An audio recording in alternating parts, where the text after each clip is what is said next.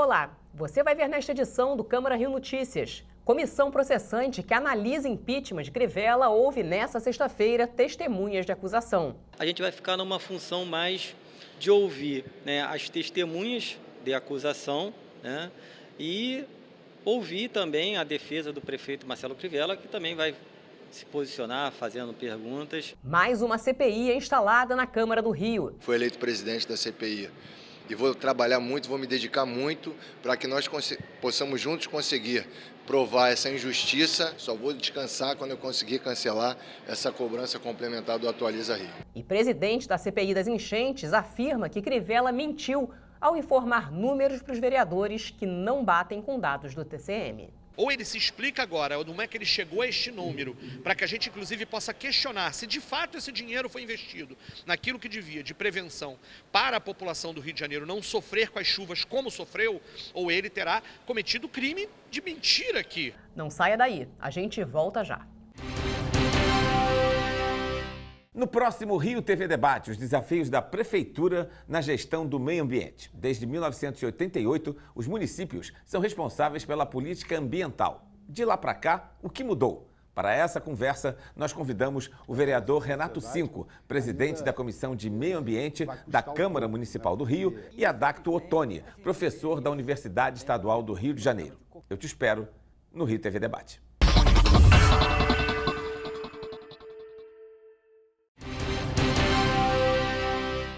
A gente começa esta edição falando de mais uma reunião da CPI das enchentes. Técnicos do Tribunal de Contas do município confirmaram que a maior queda de gastos da Prefeitura do Rio com prevenção de enchentes e contenção de encostas aconteceu de 2016 para 2017, no primeiro ano de administração do prefeito Marcelo Crivella.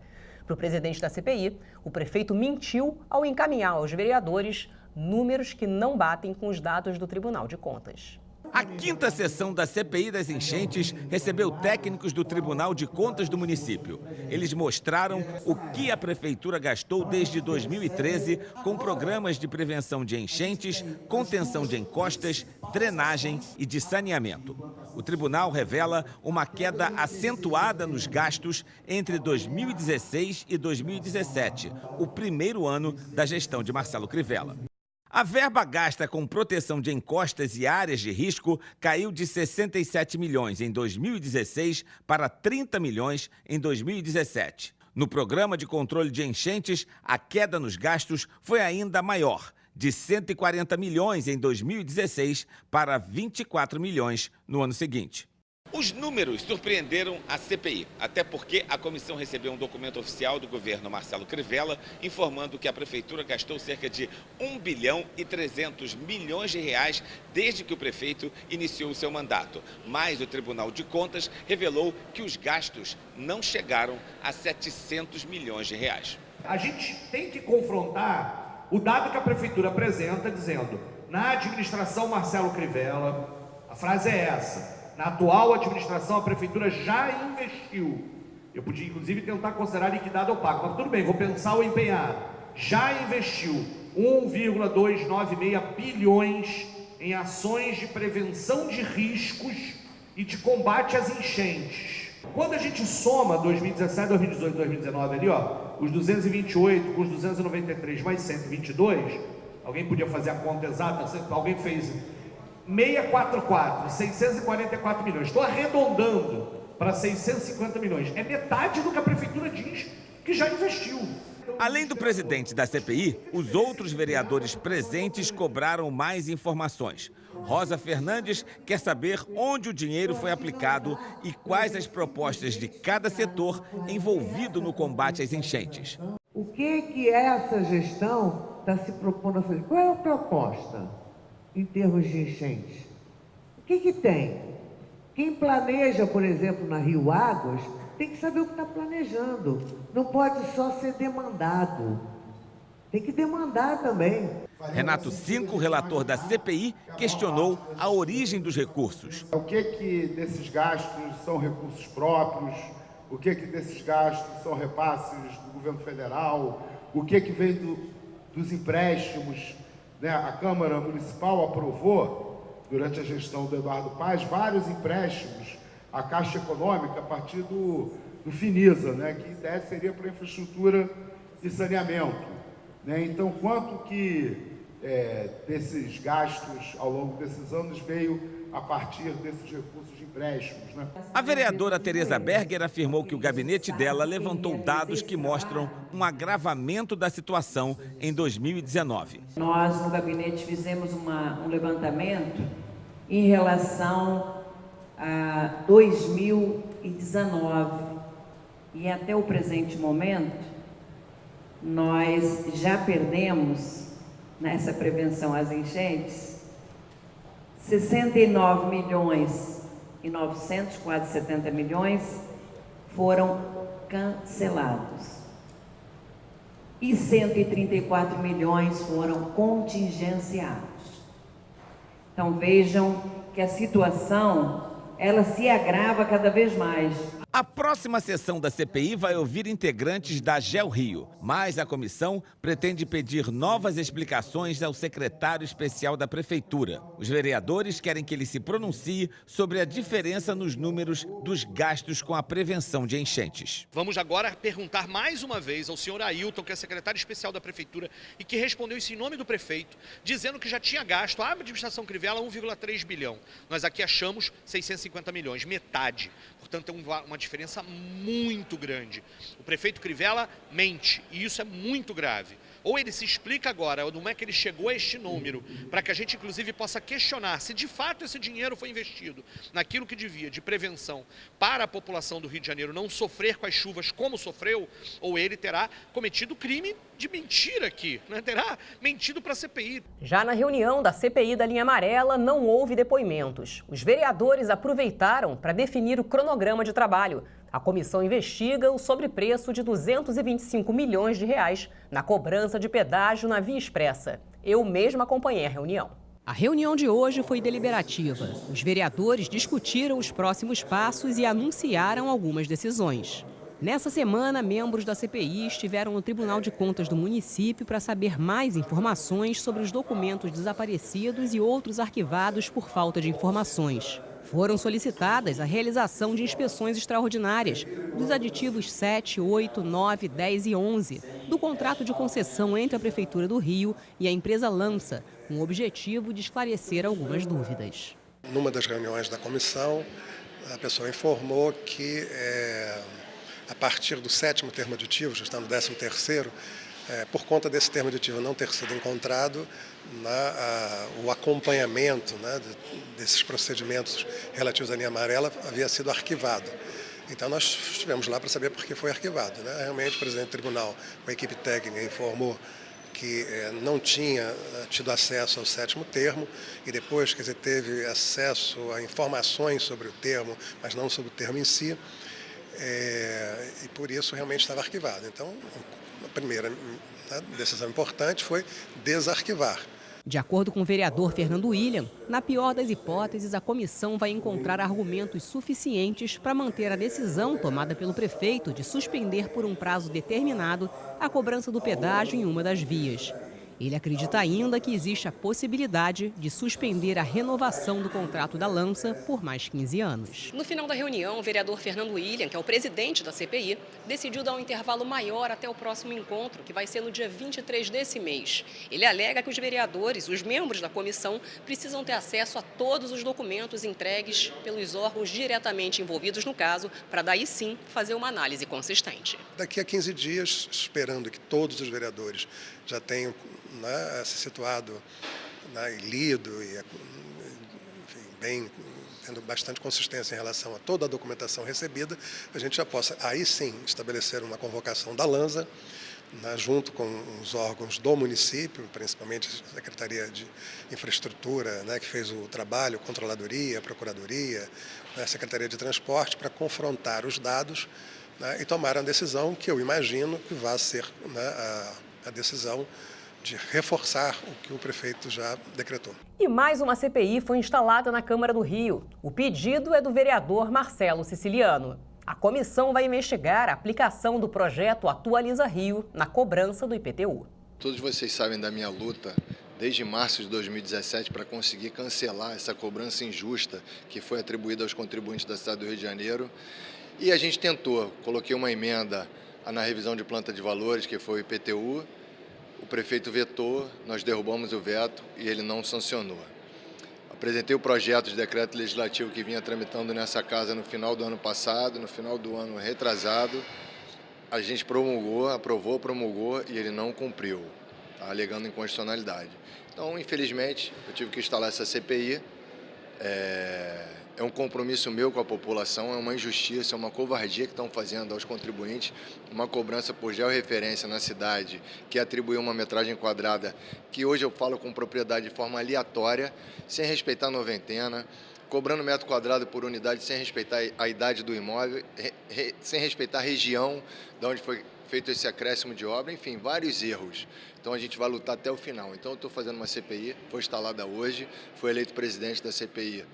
E vou trabalhar muito, vou me dedicar muito para que nós possamos juntos conseguir provar essa injustiça com dados materiais. Vou contar muito com a ajuda da população para que me tragam essas informações, os carnês. Enfim, vou fazer de tudo e a gente vai conseguir. Só vou descansar quando eu conseguir cancelar essa cobrança complementar do Atualiza Rio. Lei aprovada na Câmara do Rio estende o tempo de utilização do bilhete único carioca para até 3 horas. Comissão especial para acompanhar obras inacabadas elabora cronograma de trabalho. CPI da Conlurb colhe depoimentos de mais funcionários da empresa. E informativo da Consultoria e Assessoramento Legislativo da Câmara do Rio reforça o papel da gestão de riscos na administração pública. E você vai ver no próximo bloco. Comissão processante abre nova fase nesta sexta-feira com depoimentos de testemunhas. Arquitetura, culinária, paisagem urbanística, a língua. Os portugueses ajudaram a construir a nossa terra e a formar o nosso povo. No programa Heranças da Terrinha, você vai viajar por cenários do Rio de Janeiro e de Portugal e notar as muitas semelhanças entre eles. Não perca aqui na Rio TV Câmara.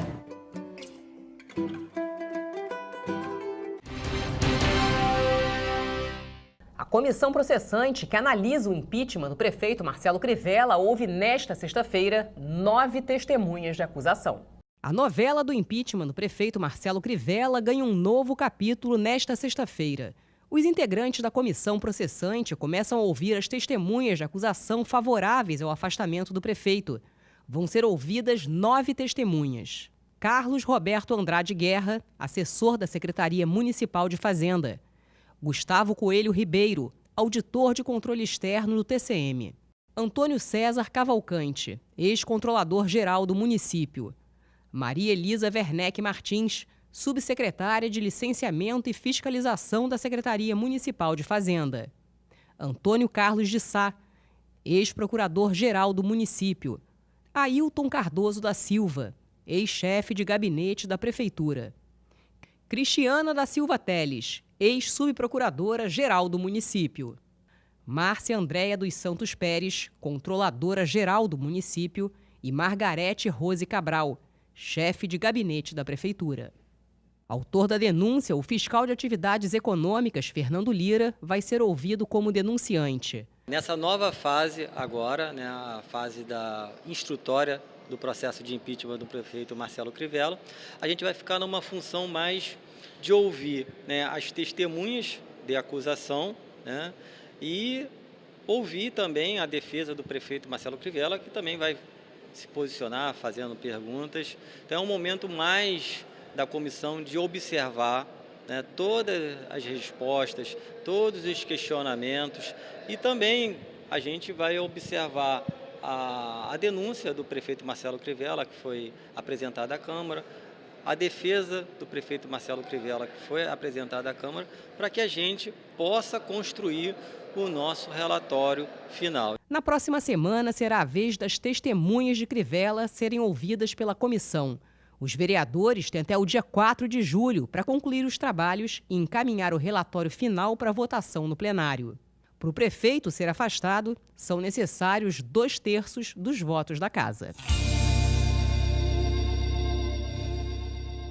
Na sessão plenária desta quinta-feira, os parlamentares aprovaram vários projetos de lei que estavam na pauta da ordem do dia. Foi aprovado em primeira discussão, de autoria do Poder Executivo, o projeto de lei que dispõe sobre as diretrizes orçamentárias para o exercício financeiro de 2020. Em segunda discussão, foram votados o projeto de lei de autoria do vereador Marcelo Siciliano, que cria e delimita a área para a prática de esportes náuticos em parte da Lagoa da Tijuca, e o projeto de lei de autoria do vereador Rafael Aloysio Freitas, que dispõe sobre a delegação de competência para gerar o Fundo Especial de Iluminação Pública. O projeto de lei de autoria do vereador Ítalo Ciba, que tomba o campo de futebol Ícaro Campos, no bairro de Magalhães Bastos, também foi aprovado em segunda discussão. O campo era uma praça, porém ia ser invadida, o pessoal já estava demarcando. Eu consegui travar a invasão, construí o campo, botei o nome do meu filho e hoje estão tomando. Pode ter certeza, não tem nada a ver com o campo, tem uma administração maravilhosa, o pessoal que já administrava antes, e com certeza Magalhães Bastos pode comemorar que Magalhães Bastos ganhou um campo maravilhoso e hoje ninguém pode mexer mais nele. Durante a sessão, os vereadores se manifestaram sobre o decreto do presidente Jair Bolsonaro, publicado nesta quarta-feira, que facilita o porte de arma para algumas profissões, como advogados, caminhoneiros e políticos eleitos, desde o presidente da República até os vereadores.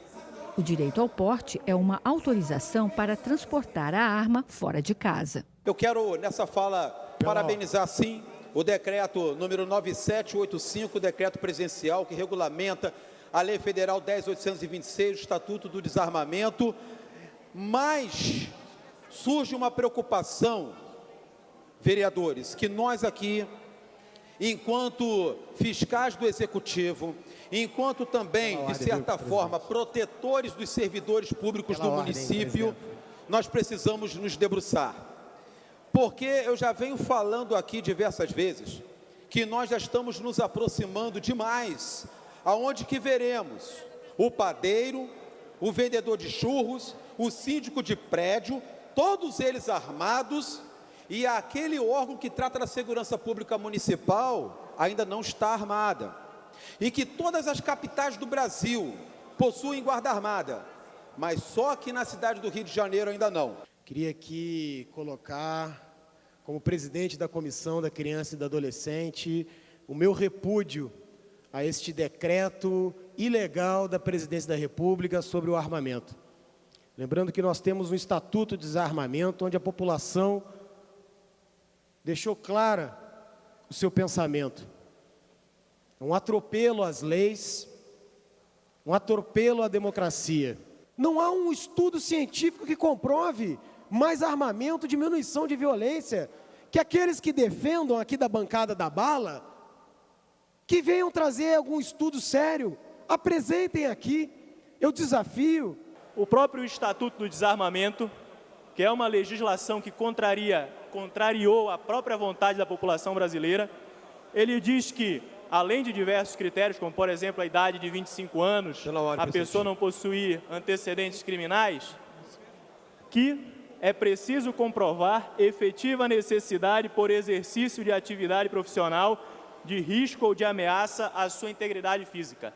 O que o decreto faz é tornar como pressuposto de algumas atividades essa ameaça, de tal forma que algumas profissões não mais precisem ficar ao julgo de um juízo discricionário de quem diz se é perigoso ou não é. Esse decreto presidencial da flexibilização para uso de arma de fogo é um atentado à vida.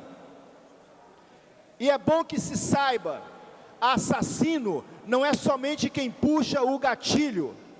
Assassino também é aquele que fomenta a possibilidade de o gatilho ser puxado. Estamos partindo de 36 mil para 22 milhões a possibilidade de porte de armas no Brasil. A Rio TV Câmara recebeu nesta quinta-feira a visita de alunos do curso de jornalismo da UFRJ. Além de conhecer as instalações da emissora, os estudantes visitaram o Palácio Pedro Ernesto. Atentos, os alunos ouviram as explicações do diretor da Rio TV Câmara, o jornalista Hélio Araújo, sobre como é lidar com o dia a dia de uma TV legislativa. A gente fica com o legislativo, que é o nosso foco, com as sessões plenárias, audiências e CPIs, mas também a gente fala muito de cidade. A gente está sempre fazendo matéria de cidade porque, afinal de contas, eles legislam para a cidade, os moradores da cidade. Alunos perguntaram sobre a importância dos trabalhos legislativos que são veiculados no canal 12 da NET. O professor Flávio Néria falou da importância da experiência para os alunos de sair de sala de aula e mostrar a realidade das redações de jornalismo. Eu acho importante educação política. Nós, jornalistas, nós temos a responsabilidade num país, ainda mais num país como o nosso, onde as pessoas às vezes nem sabem qual é o papel de um senador, de um vereador, de um prefeito. Eu acho importante que a gente se instrumentalize. Para amanhã ou depois eles fazerem um estágio ou trabalhar em algum lugar e tiver que fazer uma matéria política, eles já terem um pouco de base.